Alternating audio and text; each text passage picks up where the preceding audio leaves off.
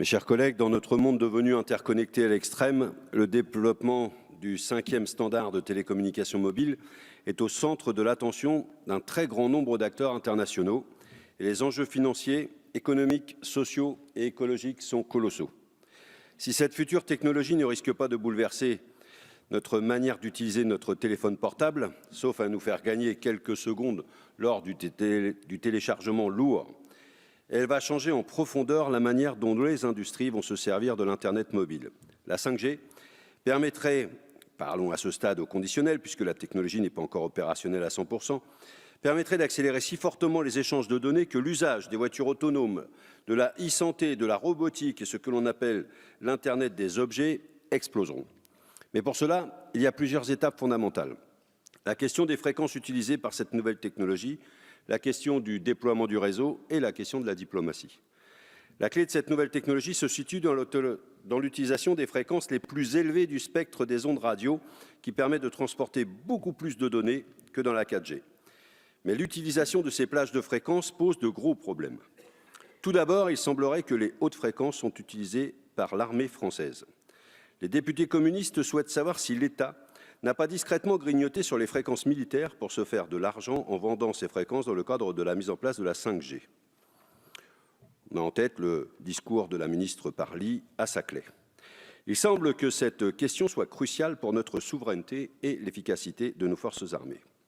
Deuxième inquiétude en rapport à la hauteur de la fréquence, c'est évidemment le brouillard électromagnétique.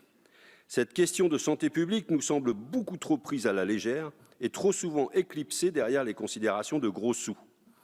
Il faut quand même redire ici qu'en 2017, plus de 160 scientifiques du monde entier ont demandé un moratoire sur la technologie 5G, estimant qu'elle pourrait causer des troubles physiques importants.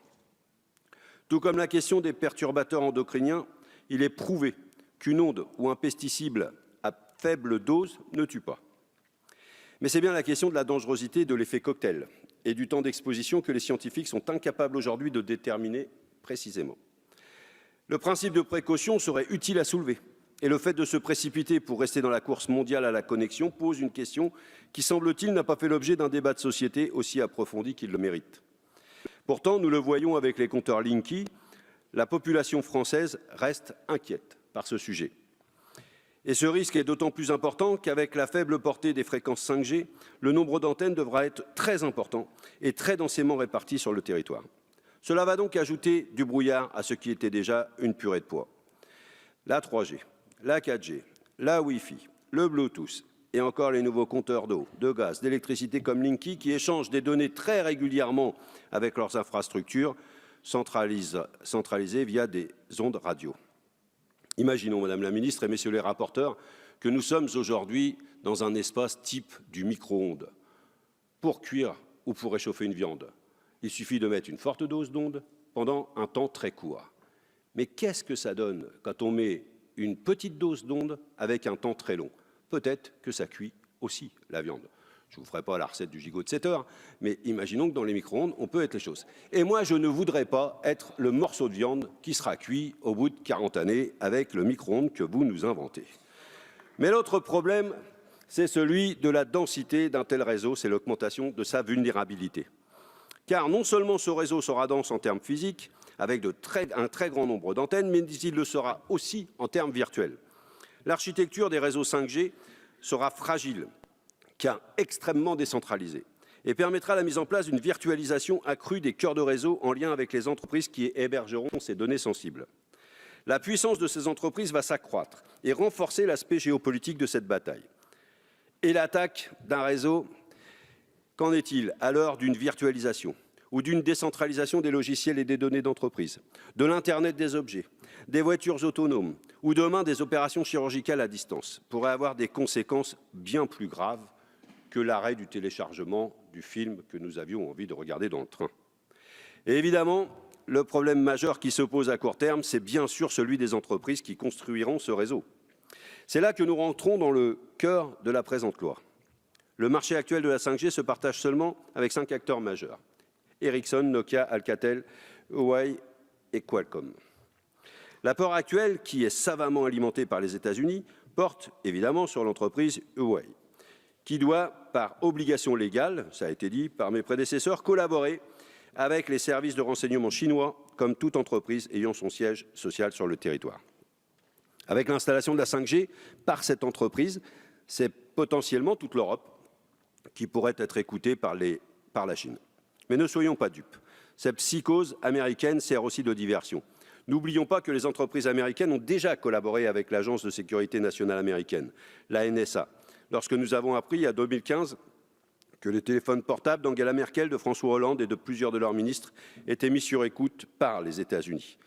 Et je tiens à rappeler que les deux entreprises qui fournissent le cœur de réseau 4G, Cisco et IBM, sont américaines. Le spectacle offert par les acteurs de ce nouveau monde ressemble tristement à un vieux film de la guerre froide. Les Chinois ou les Russes nous espionnent pour le plus grand malheur, tandis que les Américains nous espionnent pour notre plus grand bonheur. Et cela pourrait nous faire rire, si l'Europe tout entière n'était pas le dindon de la farce. L'Union européenne n'a pas pu ou n'a pas su maintenir son entreprise, ses industries d'équipementiers et entreprises de télécommunications de pointe. Et nous nous retrouvons aujourd'hui entre le marteau chinois et l'enclume américaine, ou l'inverse. Car c'est là où le bât blesse. De l'avis de beaucoup de spécialistes et pour certains opérateurs français, Huawei est l'une des seules entreprises au monde à pouvoir proposer de la technologie 5G mûre et abordable financièrement. Voilà que nous sommes pris au piège de l'absence d'ambition politique. Quant à la lutte contre la désindustrialisation des pays européens, les communistes vous avaient prévenu. Alors que la France a laissé Alcatel se faire racheter par Nokia en 2015 sans vraiment se battre, puis n'a rien dit quand l'entreprise a annoncé la suppression de 2000 postes en Europe, dont 1000 en France, voilà que vous vous rendez compte enfin de la valeur des emplois que vous avez laissé détruire. Dommage, c'est trop tard. Pour rappel, Nokia bénéficie des largesses du CICE et a reversé près d'1,8 milliard d'euros de dividendes à ses actionnaires l'année dernière. L'une des questions de fond est donc bien celle de la volonté politique pour construire une souveraineté industrielle, particulièrement dans ces secteurs d'avenir. Peut-être qu'avec des outils que nous, députés communistes, réclamons depuis très longtemps, comme la nationalisation temporaire des entreprises nécessaires à notre souveraineté en cas de rachat, nous ne serions pas là en train de pleurer en nous protégeant tant bien que mal contre Pékin et Washington. En attendant, nous voilà obligés soit de coopérer avec une entreprise chinoise au risque d'être la cible d'attaques économiques de M. Trump et d'être espionnés à une échelle gigantesque par Pékin, soit de mettre de côté cette entreprise en nous exposant à la colère de Pékin et en prenant un retard considérable. Retard qui aura deux conséquences. Premièrement, sans Huawei, nos opérateurs ne pourront pas déployer la 5G sur notre territoire avant 2020 comme annoncé. Et deuxièmement, beaucoup d'industries françaises et européennes vont prendre du retard, conséquemment par rapport à leurs concurrents qui auront accès à cette technologie. Mais cette course à la 5G pose aussi la très grande question écologique. Soyons directs, l'Internet vert n'est qu'un fantasme.